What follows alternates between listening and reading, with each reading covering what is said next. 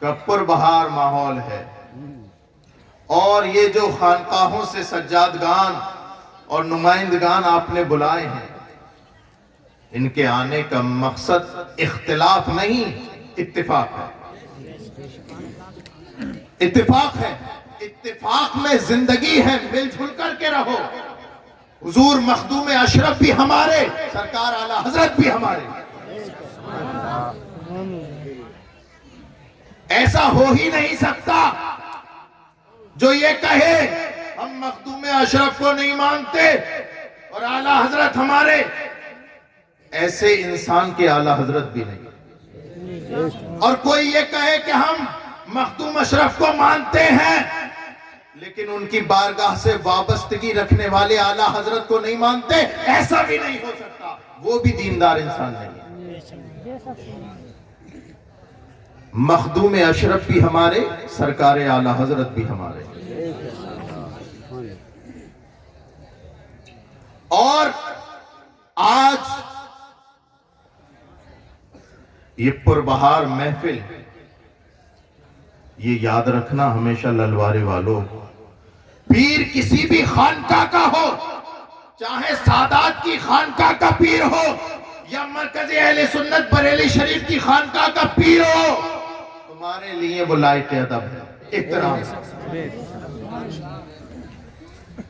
کبھی بھی تمہارے طریقے سے کسی بھی پیر کی توہین نہیں ہونی چاہیے۔ یہی اعلیٰ حضرت کا پیغام ہے، یہی مخدوم سمنہ کا پیغام۔ یہ بتاؤ، یہ تم نے تو اپنے راستے ایک کر لیے، اب دیکھو سارے سجادگان ایک ساتھ بیٹھے کہ نہیں بیٹھے؟ بیٹھے کہ نہیں بیٹھے؟ اگر ہم الگ ہوتے تو ہم یہ کہتے اگر صاحب کچھوچا سے آئیں گے تو ہم نہیں آئیں گے، بریلی سے آئیں گے تو ہم نہیں آئیں گے، یا فلاں کہتے کہ صاحب جنیٹا سے آئیں گے ہم نہیں آئیں گے۔ یہاں دیکھو بیٹھے، اور انشاءاللہ بریلی شریف سے بھی شہزادہ تشریف لانے والا ہے۔ تو ہم میں پیروں میں اختلاف نہیں، مرید بلا وجہ میں کہ صاحب میرا پیر میرا پیر میرا پیر۔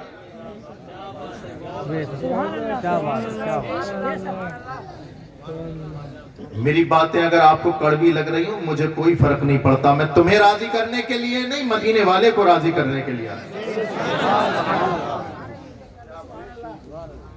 یہ عجیب معاملہ ہے، قوم مسلم ہر محاذ پر ناکام ہے اختلاف کی وجہ سے۔ یہ اختلاف ختم کر دو میرے پیاروں، سب تمہارے سروں کے تاج ہیں، سب جتنی ہی لائق خانقاہوں کے پیر ہیں سب تمہارے سر کے تاج، اور تمہیں ان کا ادب کرنا چاہیے۔ کبھی بھی اپنی زبان سے کوئی ایسا جملہ مت نکالنا جس کی وجہ سے کسی پیر کی توہین ہو۔ اور ایک جملہ اور سن لو کہ محبت تو بھئی ایک سے ہی ہوتی ہے، لاکھوں سے تو نہیں ہو سکتی۔ تو اتنا یاد رکھنا، اگر تم کسی کے بھی پیر کے مرید ہو تو اپنے پیر سے محبت کرو اور سارے پیر کا احترام کرو، سارے پیروں کا۔ اللہ رب العزت یہ جو باتیں میں نے کہی ہیں، اللہ رب العزت انہیں آپ کے دل میں گھر کر دے اور اس پر آپ سب کو عمل کرنے کی توفیق عطا فرمائے۔ بتاؤ سب ایک ہیں؟ ماشاءاللہ، اللہ رب العزت آپ کے ہاتھوں کو سلامت رکھے، سب کو ایک رکھے۔ قرآن مقدس کے تعلق سے اس محفل کا انعقاد ہوا۔ للوارے والوں ایک بات بتاؤ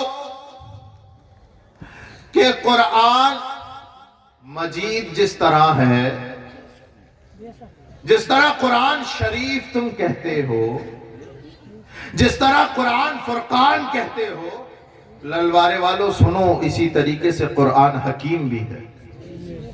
جس طرح قرآن مجید ہے، قرآن شریف ہے، قرآن فرقان ہے، اسی طریقے سے قرآن حکیم ہے۔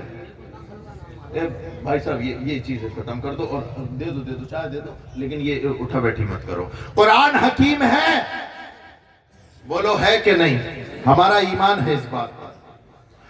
قرآن حکیم ہے، ہم یہ جانتے ہیں، اور ہم یہ بھی جانتے ہیں کہ ہم میں سے ہر ایک بیمار ہے،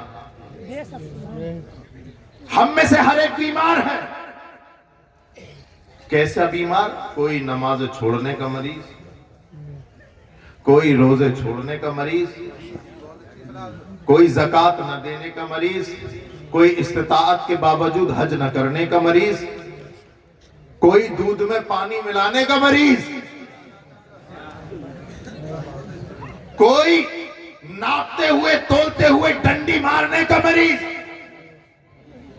کوئی سود خوری کا مریض،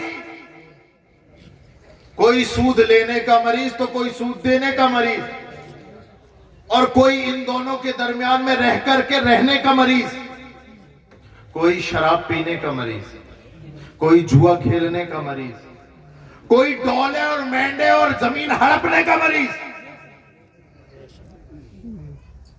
کوئی اپنے ماں باپ کی نافرمانی کرنے کا مریض، کوئی اپنے علماء کرام کی توہین کرنے کا مریض۔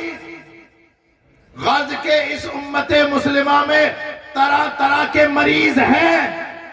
للوارے والوں، جب تمہیں پتا چل گیا کہ تم مریض ہو اور یہ بھی جانتے ہو کہ قرآن حکیم ہے، تو اس حکیم سے اپنے مرض کا علاج کیوں نہیں کراتے؟ کیوں نہیں کراتے؟ بتاؤ، وَلَا رَطْبٍ وَلَا يَابِسٍ إِلَّا فِي كِتَابٍ مُبِينٍ۔ قرآن کہتا ہے جو کچھ دنیا میں ہے وہ سب قرآن میں ہی تو ہے۔ جو کچھ ہے، ہر مرض کا علاج ہے قرآن پاک میں۔ یہاں پر بیٹھے ہوئے سب لوگ اپنی ماتھے کی آنکھوں سے دیکھ رہے ہیں کہ وہی قرآن جو حکیم ہے، حکمت والا ہے، وہ قرآن کو جسے پڑھ کے انسان اپنا مرض دور کر سکتا ہے، اسی قرآن کو حفظ کرنے کے بعد ان بچوں کے سر پر دستار سجائی جائے گی۔ اور قرآن کہتا ہے لوگوں، در بدر بھٹکنے کی ضرورت نہیں ہے۔ اگر تمہیں ہر مرض کا علاج چاہیے تو دنیا کے کسی حکیم پہ نہیں، محمد رسول اللہ کی اتری ہوئی کتاب پر۔ محمد رسول اللہ کی اتری ہوئی کتاب میں بولو سب کچھ ہے، ہر مرض کا علاج ہے۔ اب آپ دیکھیں یہاں پر یہ دستار حفظ، اور یہ حفظ جو انہوں نے کیا ہے، یہ ایک علم ہے، یہ علم ہے۔ آپ جانتے ہیں العلم وسیلۃ الی کل فضیلہ، علم ہر فضیلت پر پہنچنے کا ایک راستہ ہے۔ ہمارے بزرگ فرمایا کرتے تھے کہ بڑے سے بڑا بدماش، بڑے سے بڑا گنڈا، بڑے سے بڑا نہنجار، جس کی گردن کسی کے آگے نہیں جھکتی، اس کی گردن بال کاٹنے والے کے آگے جھک جاتی ہے۔ پھر بزرگ بتاتے بھی تھے وجہ یہ ہے اس لیے کہ وہ بال کاٹنے کا ہنر جانتا ہے، اسے بال کاٹنے کا علم آتا ہے۔ قرآن تو اس سے اگلی بات کہتا ہے، قرآن کہتا ہے وہ لوگوں ہر کتے سے شکار نہیں کھیل سکتے، شکار اسی کتے سے کھیل سکتے ہیں جسے شکار کا علم دے دیا گیا۔ تو جس کتے کو شکار کا علم دے دیا گیا ہو، للوارے والوں، وہ اور جیسے کتوں جیسا نہیں رہتا، وہ تمام کتوں سے ممتاز ہو جاتا ہے۔ تو ذرا للوارے والوں، ان بچوں کی قسمت پہ ناز کرو، ناز کرو کہ جب ایک اتنے سے علم نے اس صنف کو اتنا اوپر پہنچا دیا، تو جن کے دلوں میں قرآن آ گیا، ان کی عظمت کا عالم کیا بنا؟ ان کے دلوں میں قرآن آ گیا تو ان کی عظمت کا عالم کیا ہے؟ اللہ اکبر کبیرہ۔ اور کیسا قرآن؟ اللہ کے رسول فرماتے من قرأ القرآن وعمل بما فیہ البس تاجا والدہ یوم القیامہ ضوءہ احسن من ضوء الشمس۔ اللہ کے رسول ارشاد فرمایا جس نے قرآن پڑھا اور اس پر عمل کیا، کل قیامت کے دن اس کے والدین کو ایسا نورانی تاج پہنایا جائے گا جس کی روشنی کے آگے سورج کی روشنی بھی ماند پڑ جائے گی۔ اللہ رب العزت کی عطا ہے کہ انہوں نے وہ علم اپنے سینے میں محفوظ کر دیا۔ للوارے والوں، اب باری آپ کی ہے، اب آپ سنو۔ ان میں سے نہ جانے کتنے لوگ ایسے ہوں گے جو اپنے باپ کی وصیت کو یاد کیے ہوئے ہوں گے، جنہیں پتا ہوگا ہمارے ابا مرے تھے تو یہ کہہ کے مرے تھے، ہمارے ابا مرے تھے تو یہ وصیت کہہ کے مرے تھے، ہمارے دادا مرے تو یہ وصیت کر کے مرے۔ للوارے والوں ذرا سینے پہ ہاتھ رکھو، یہ بتاؤ کہ تمہیں اپنے باپ دادا کی وصیت یہ تو یاد ہے، کیا تمہیں اپنی نبی کی وصیت بھی یاد رہی؟ تمہارے نبی نے 14 صدیوں پہلے تم سے ایک وصیت کی تھی، اور وہی وصیت میں یہاں کہنے کے لیے آیا ہوں، بتانے کے لیے آیا ہوں، اور اسی وصیت پر اپنی بات ختم کروں گا۔ تمہارے نبی نے تم سے 4 وصیتیں کی کہ اے میرے امتیوں سنو، اغدو عالماً او متعلماً او مستمعاً او محب اللہ۔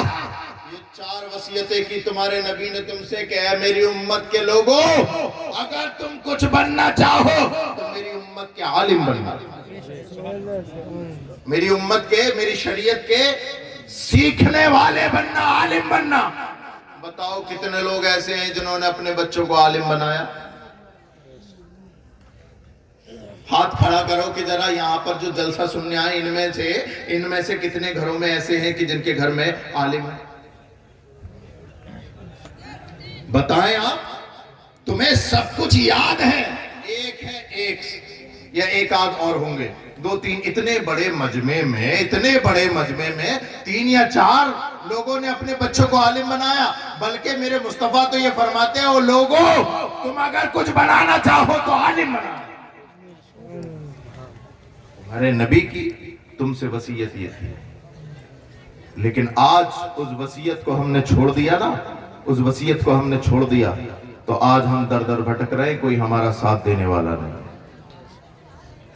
اور پھر نبی نے یہاں پر بیٹھے نا، بہت سارے خان صاحب ہیں، ہم چودھری ہیں، ہم سید ہیں، کچھ بھی ہو، حجت الاسلام امام غزالی کی بات سنو، کہتے ہو لوگوں جس برادری میں مصطفیٰ کی شریعت کا ایک عالم بھی نہیں ہوتا، وہ برادری زندوں کی برادری نہیں، وہ برادری مردوں کی برادری۔ آج کہتے ہو نا کہ سب جگہ مسلمان پریشان ہیں، پریشان حال ہے، پریشانی کیسے دور ہوگی؟ یہ فخر جو چلا گیا ہے وہ کیسے حاصل ہوگا؟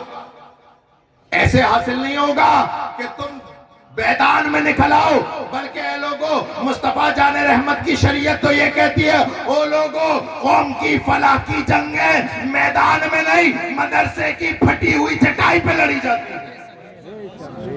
اپنے بچوں کو مدرسوں کی طرف کر دو، ورنہ یاد رکھو تمہارا پرسان حال کوئی نہیں ہوگا۔ سرکار نے پھر عالم کی فضیلت بھی بیان فرمائی، فرماتے خلقت السادات من صلبی وخلق العلماء من صدری۔ وہ لوگوں جنہیں تم سید کہتے ہو نا، سید وہ لوگ تمہارے نبی کی پشت سے پیدا ہیں، اور یہ مصطفیٰ کی شریعت کے عالم تمہارے نبی کے سینے کے نور سے پیدا ہے، تمہارے نبی کے سینے کے نور سے پیدا ہے۔ تو میں یہ بات تحدیث نعمت کے طور پر عقیل الرحمان صاحب کہہ دوں کہ جب عالم نبی کے سینے کے نور سے پیدا اور سید نبی کی پشت سے پیدا، تو پھر ان سیدوں جیسا کون جسے نبی کے دونوں فیضان حاصل ہوئے، جسے نبی کی پشت کا فیضان بھی حاصل ہوا، جسے نبی کے سینے کا فیضان گیا۔ لیکن نہیں، ہم اپنے بچے کو انجینئر بنائیں گے، ڈاکٹر بنائیں گے، یہ بنائیں گے، وہ بنائیں گے، اور للوارے والوں انجینئر ڈاکٹر جب تم مرو گے نا تو یہ انجینئر ڈاکٹر یہ سب رکھے رہ جائیں گے اور اپنے پیشنٹ دیکھ رہے ہوں گے اور اپنے گراہک دیکھ رہے ہوں گے۔ لیکن قسم خدا کی اگر تم نے اپنے بچے کو عالم دین بنا دیا تو مر بھی گئے تو تمہاری قبر کے سرانے کھڑے ہو کے وہ انجینئر اور ڈاکٹر نہیں بلکہ یہی عالم دین کھڑے ہو کے قرآن پڑھے گا۔ نعرہ تکبیر، نعرہ رسالت، نعرہ رسالت۔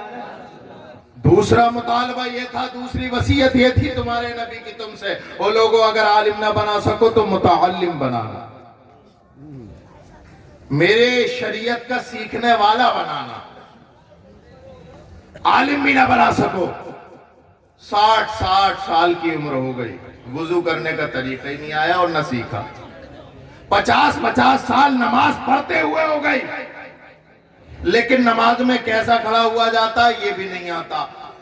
بسا اوقات ایسا ہوتا ہے حضرت، بسا اوقات ایسا ہوتا ہے کہ بیچارہ 60 سال کا بزرگ وضو خانے پہ بیٹھ کے وضو کر رہا ہوتا ہے اور غلط کر رہا ہوتا ہے، اور کوئی یہ کہہ دے کہ چچا تاؤ ایسے نہیں ایسے ہوتا ہے وضو، غلط کر رہے ہیں، ہمیں بتا گا تو، ہمیں بتا گا، اتنے سال ہو گئے نماز پڑھتے ہوئے، تجھے ابھی جمعہ 8 دن ہوئے، ہمیں بتائے گا۔ وہ مصطفیٰ جان رحمت کی شریعت کا علم چاہے اگر آپ کو بچہ بھی دے تو لے لو، اگر شریعت کا احساس اگر تنکے سے بھی مل جائے تو لے لو۔ مصطفیٰ جان رحمت کی شریعت کا عالم نہیں بن سکے تو اپنے نبی کی دوسری وصیت پر عمل کرو کہ اپنے بچوں کو متعلم بناؤ یا خود متعلم بناؤ، خود بنو متعلم۔ اور نبی کی شریعت سیکھنے کی کوئی عمر نہیں ہے، عمر نہیں ہے کہ جو ہے 12 سال کا ہوگا 15 سال کا ہوگا تبھی سیکھے گا، 60 70 سال۔ اس میں بھی مصطفیٰ کی شریعت، اور کیسی شریعت، اللہ اکبر کبیرہ۔ ایک نوجوان صحابی سرکار کی بارگاہ میں بیٹھے ہوئے حضرت جبرائیل امی آ گئے، کہنے لگے یا رسول اللہ یہ جو سامنے نوجوان بیٹھا ہے یہ چند لمحات کے بعد مرنے والا ہے۔ اتنی بات سنی آنکھوں سے آنسو جاری ہو گئے، حضرت جبرائیل امی چلے گئے، نوجوان نے پوچھا یا رسول اللہ رو کیوں رہے ہیں، رونے کی وجہ کیا ہے، رونے کی وجہ کیا ہے؟ سرکار نے فرمایا اے نوجوان ذرا میری بات دھیان سے سننا، تو چند لمحات کے بعد مرنے والا ہے۔ جب اس نے یہ اپنے نبی کی بات سنی تو کہنے لگا یا رسول اللہ اب میں کیا